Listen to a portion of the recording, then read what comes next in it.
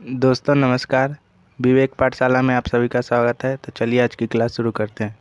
आज हम लोग जानेंगे क्लास 10th के बारे में, जो कि social science political science chapter 4 के बारे में जानेंगे, जो कि बहुत ही इम्पोर्टेंट होने वाली क्वेश्चन बिहार बोर्ड के लिए। तो वीडियो के अंत तक आप बने रहिए, महत्वपूर्ण क्वेश्चन आंसर देखेंगे दोस्तों। चैप्टर 4 है लोकतंत्र की उपलब्धियाँ। तो क्या है चैप्टर 4? लोकतंत्र की उपलब्धियाँ। इसी का महत्वपूर्ण क्वेश्चन आंसर देखेंगे दोस्तों। पहला है प्रश्न है लोकतंत्र किस तरह उत्तरदायी एवं वैध सरकार का गठन करता है।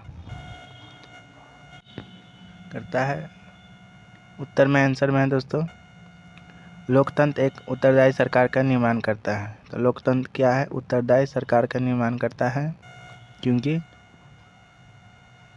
पहली बात यह नियमित, स्वतंत्र तथा स्वच्छ तरीके से चुनाव संपन्न करता है, पहली बात है। दूसरी बात है, इसके प्रमुख सार्वजनिक मुद्दों तथा विधेयकों पर जनता के बीच खुली बहस की गुंजाइश होती है।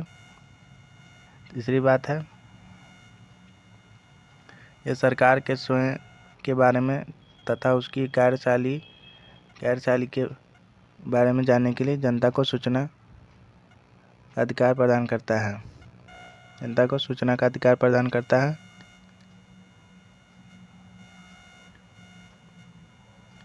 लोकतंत्र एक जिम्मेवार सरकार का गठन करता है। लोकतंत्र एक जिम्मेवार सरकार प्रदान करता है या गठन करता है, बनाती है, क्योंकि इसका निर्माण जनता द्वारा निर्धारित प्रतिनिधि करते हैं। यह प्रतिनिधि समाज की समस्याओं पर बहस करते हैं तथा तदनुसार नीतियाँ एवं सरकार बनाते हैं। समस्याओं को सुलझाने के लिए इन्हीं नीतियों एवं कार्यक्रमों को लागू किया जाता है। लोकतंत्र एक वैध सरकार का निर्माण करता है, क्योंकि यह जनता की सरकार होती है। लोकतंत्र क्या है? जनता की सरकार है। यह जनता की होती है, जो अपनी निर्वाचित प्रतिनिधियों के माध्यम से सरकार बनाकर स्वयं के ऊपर शासन करवाती है। लोकतंत्र जनता का शासन है, जो कि सरकार का निर्माण करती है जनता, और सरकार जब बन जाती है तो यह स्वयं के ऊपर शासन करवाती है, जनता के ऊपर शासन करती है। इसलिए लोकतंत्र क्या है? वैध सरकार का निर्माण करती है।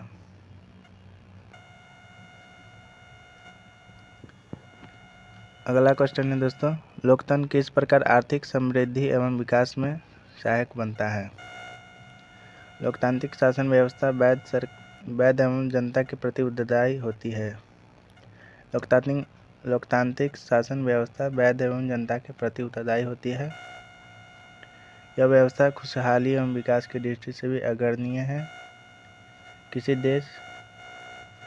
देश का आर्थिक विकास उस देश की व्यवस्था, आर्थिक प्राथमिकता अन्य देशों से सहयोग के साथ साथ वैश्विक स्थिति पर भी निर्भर करती है। किसी भी देश की व्यवस्था, आर्थिक प्राथमिकता अन्य देशों से सहयोग के साथ वैश्विक स्थिति पर भी निर्भर करती है।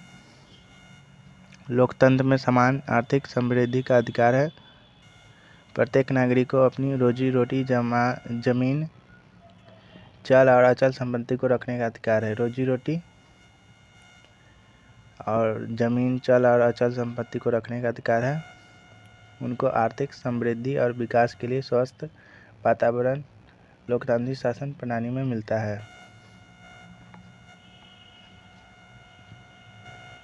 लोकतांत्रिक शासन प्रणाली में मिलता है, कहा जाता है।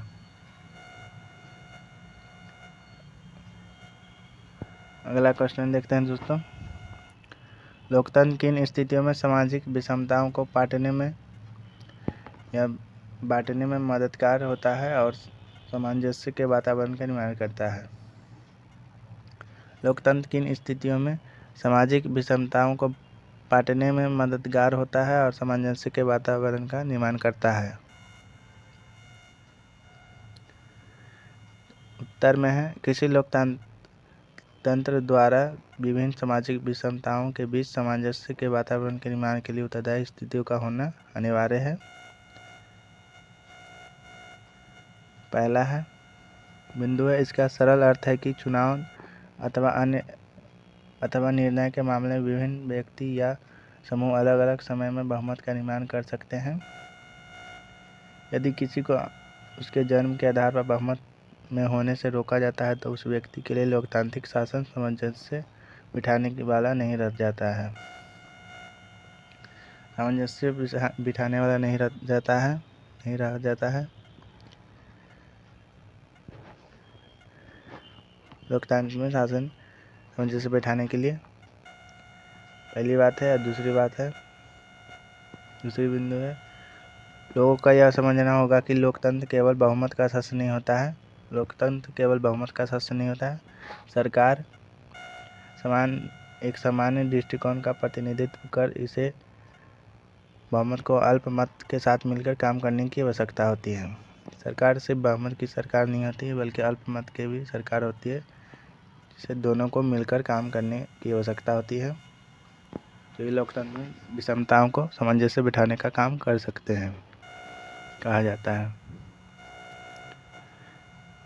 जैसा कि दोस्तों हम लोगों ने चैप्टर 4 का भी महत्वपूर्ण प्रश्न उत्तर देख लिए। ऐसे ही वीडियो देखने के लिए मेरे साथ बने रहिए। चैनल पे नए हैं तो चैनल को सब्सक्राइब कर लीजिए। मिलते हैं नेक्स्ट वीडियो में दोस्तों। जय हिंद।